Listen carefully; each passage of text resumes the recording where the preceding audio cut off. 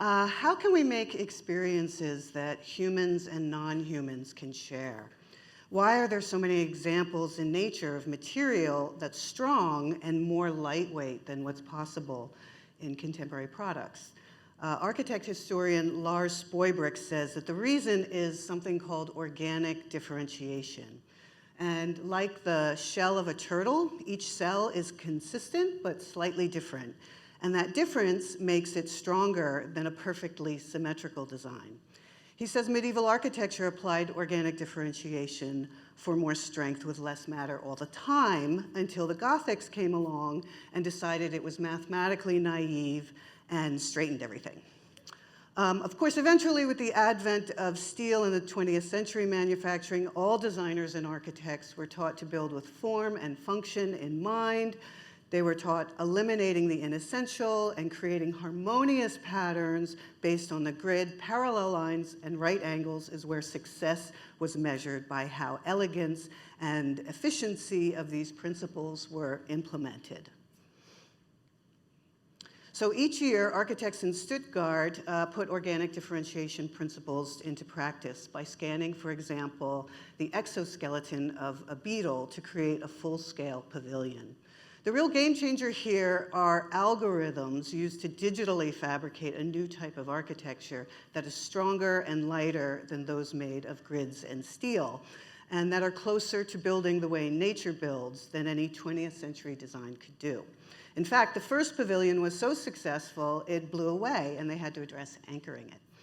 And below that, just FYI, is the largest digitally fabricated pavilion using this method, the Metropole Parasol in Seville, Spain. You can see how it completely changes the landscape and how people interact throughout its public space. And they did this by observing organisms using organic differentiation and algorithms. So how could I make an experience that humans and non-humans could share?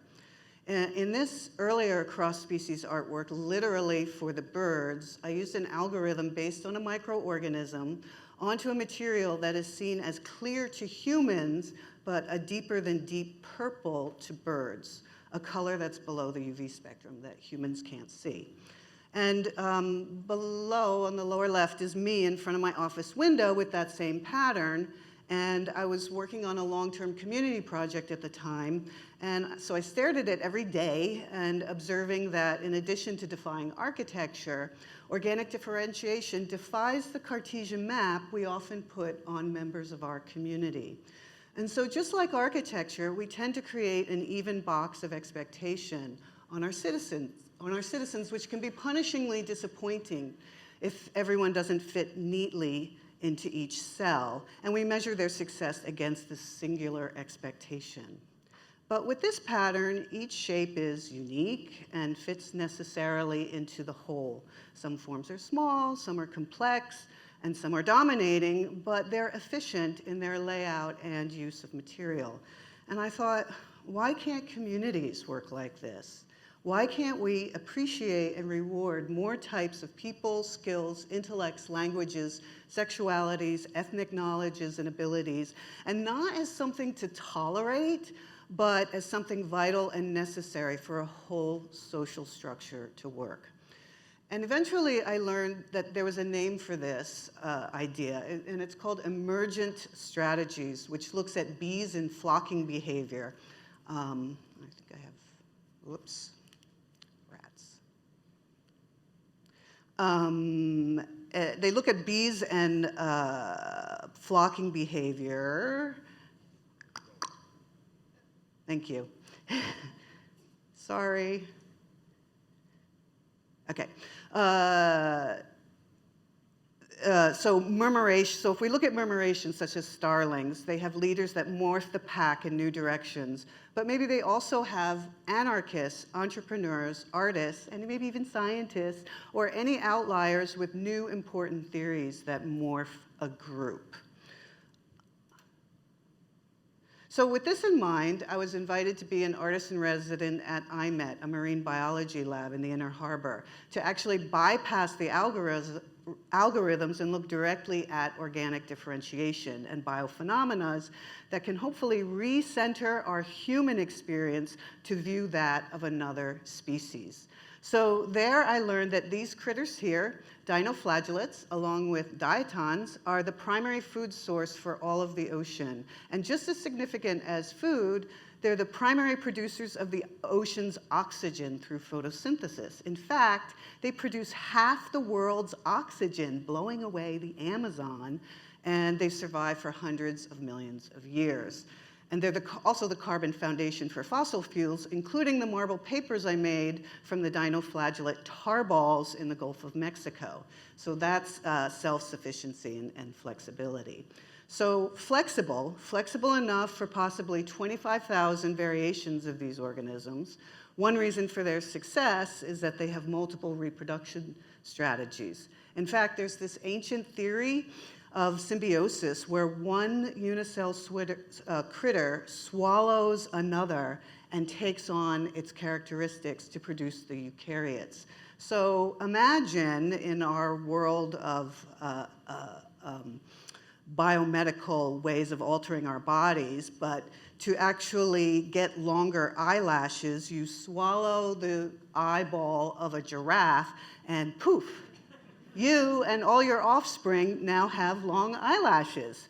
So they have other flexible reproduction abilities, such as cell division, when their offspring have one flagellum, or offspring created through mating have two flagella propelling them through the water. And even though they're unicells, some have straws that function like smoothie machines, harpoons, baskets to carry food. And secondly, what's amazing about them, to me, is they're so Victorian in what they look like and in their pattern. They blow the lid off of the efficiency of 20th century design principles of form and function, but instead use organic differentiation. You can see the armor patterns that look like turtle shells, and inside are these Voronoi patterns. Their mucousy matter makes them more strong, and combined with more flexibility, makes them the metropole parasol of energy source for all of life on Earth after the sun. And so what's exciting to me is this proves form and function principles governing most of our cultural world and developed over centuries was wrong. But how can these critters be models for how humans can live? What can they teach us about tolerance, flexibility, sexual diversity, self-sustainability, et cetera, maybe even collaboration, and if not the coordinated grace of flocking, strength in numbers, such as the blooms they create when the ecology is out of balance, and the havoc it causes, which is similar to humans when we too create protests when justice is out of balance. Dr. Setso Bakvarov and I decided to exploit the photosynthetic dinoflagellate, capable of producing their own electricity and light through bioluminescence. We created a cross-species artwork called "What is the Shape of Water?" We began agitating the water via speakers so that when the audience asks the dinoflagellates, "What is the shape of water?" the critters will tell you by responding with shapes of light. Below that video is our project for Light City, opening up in a couple of weeks. Setso sequenced the DNA of light-producing enzyme necessary for bioluminescence, and I ran it through an algorithm and motor system that creates both music and simultaneously a ripple in the water. Therefore, at the festival, the public will see tens of thousands of dinoflagellates bioluminescing according to their own DNA. But in order to make this cross-species artwork all the way to emergent strategies, and I'm coming to closure now, we needed to work with the National Aquarium and the Maryland Department of Natural Resources, who have sensors submerged throughout the Inner Harbor, where we can transfer live data of pH, oxygen, turbulence, temperature, et cetera, into our own augmented reality app that you can download to your phones. Our goal is to build a data narrative where the bay water reveals itself and tells its own story. Imagine a unicell organism on a screen on your phone, enlarging or contracting with the depletion and expansion of oxygen live in the bay. Now imagine music with a narrator telling stories about local biophenomena. But not in a linear fashion. The stories and the order of the stories will be driven like a digital game and according to the live bay data streaming into the app. So stories describing algae blooms and protests will fluctuate the visual sounds depending on what's going on in the bay on any given day. Therefore, from health, pollution, and the seasons, the bay will tell its own evolving story. And I'm happy to announce that on this Wednesday, we received our first Robert W. Deutsch Foundation Rubies Award to move forward with this project called Eyes Under the Bay. Thank you very much.